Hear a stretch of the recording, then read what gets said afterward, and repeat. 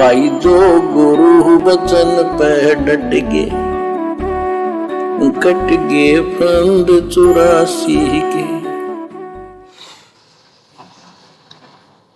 बच्चों, तीन लोक का राज, तीन लोक के राजा है ब्रह्मा विष्णु महेश। तीन लोक का राज है ब्रह्मा विष्णु महेश, ऊंचा धाम कबीर का सतलोक परदेश।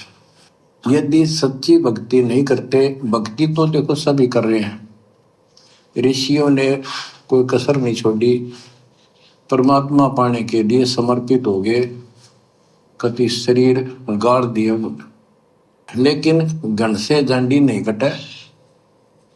जंडी काटने के लिए तो तीखी कुहाड़ी चाहिए या आरी, और ये तीखी कुहाड़ी या फिर आरी वो काल की जांडी काटने के लिए, वो मजबूत पेड़ काटने के लिए परमात्मा ने केवल आप और हमारे को बख्शी है। सतयुग से लेकर त्रेता युग, द्वापर युग में ऋषि साधु संत महात्मा जिनकी लाखों लाखों वर्ष की, हजारों हजारों वर्ष की उम्र हुआ करती थी, वो भक्ति पर परमात्मा पाने के लिए आप और हमारे से लाखों गुना ज्यादा समर्पित थे। उन्होंने अपने शरीर की परवाह नहीं की, अपने परिवार की परवाह नहीं करी, और परमात्मा प्राप्ति के लिए दिन रात नंगे रहकर, भूखे प्यासे रहकर, घर परिवार से दूर रहकर प्रयत्न करते रहे। लेकिन उन आत्माओं पर भी सतगुरु ने वो दया नहीं बख्शी, उनको वो तीखी कुल्हाड़ी, वो आरी नहीं दी, इस काल के पैर काटने वाली, जो परमेश्वर ने आज आप और हमारे को दे दी।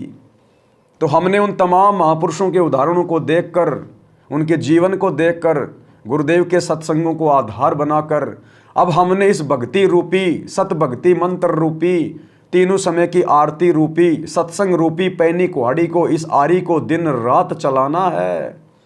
हमने इस काल के मजबूत बरगद के पेड़ को जल्दी से जल्दी काटने का प्रयास करना है, सतगुरुदेव भगवान के धरती पर रहते सहते।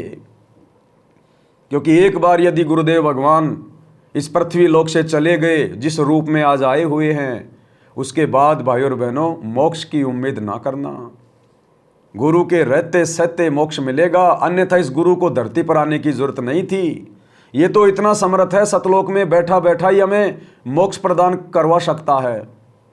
अरे जब हम 21 ब्रह्मांड सहित इस काल के साथ यहाँ आए थे, तो हमें सतगुरु छोड़ने नहीं आया था। सतगुरु ने इस काल के 21 ब्रह्मांडों को विमान की तरह वहाँ से निकाल दिया। ये 21 ब्रह्मांड विमान की तरह चल पड़े और हम सब यहाँ आ गए।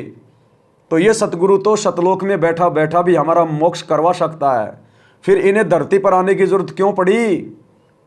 धरती पर आकर हमें ये ज्ञान देता है, शिक्षा देता है, सत्संग सुनाता है, उपदेश देता है, अपने हाथों से आशीर्वाद देता है, अपनी आंखों से हमें निहारता रहता है। सतगुरु की दृष्टि जिस भगत पे पड़ जाती है, उसको भी बहुत सारे पुण्य मिलते हैं।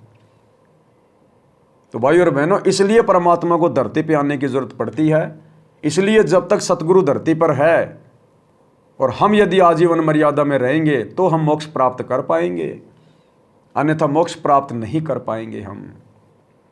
अरे कोई भी लड़की अपने पीहर से, अपने पति के बिना कभी ससुराल आई है क्या? उस लड़की को लाने के लिए उस पति को जाना पड़ता है, वहां जाकर उससे 7 फेरे लेता है, वहां जाने के बाद फिर वो अपनी पत्नी को लेके आता है। कोई भी कंवारी लड़की बिना पति के अपने ससुराल नहीं आ सकती। तो हमने तो अपने निज लोक जाना है। हमारा पति आज आया हुआ है, हर प्रकार से हमें समझा रहा है। तो यदि हम अपने पति के साथ चले गए तो चले गए। एक बार यदि पति चला गया यहाँ से नाराज होकर या जैसे भी, फिर भाई और बहनों वो आत्मा, वो लड़की अपने ससुराल नहीं जा सकती। और चली गई तो उसको कोई रहने नहीं देगा वहां पर, क्योंकि उसकी इज्जत नहीं होगी जो बिना पति के आती है। तो सतलोक में तो हम जा ही नहीं सकते अपने पति के बिना। तो भाई और बहनों, हमने इन बातों को गांठ बांधनी है। अगर ऐसे ही मोक्ष हो जाता गुरु जी की गैर हाजिरी में, तो ये किस ब्रह्मांड कब का खाली हो जाता। तो आज हमारा पति हमें ब्याहने के लिए, आज हमें सतलोक ले जाने के लिए, हमसे फेरे लेने के लिए आया हुआ है। ये भक्ति देना, ज्ञान देना, सत्संग करना, ये फेरे करना है। हम आत्मा है, वो परमात्मा है। हम स्त्री है, वो हमारा पति है। और हमने उनके साथ ही जाना है और खुशी खुशी जाना है। तो ये मौका फिर हमें बाद में नहीं मिलेगा। जो गुरु बचन पे डट गए, कट गए फंद 84 के, कट गए फंद 84 के, कट गए फंद 84 के।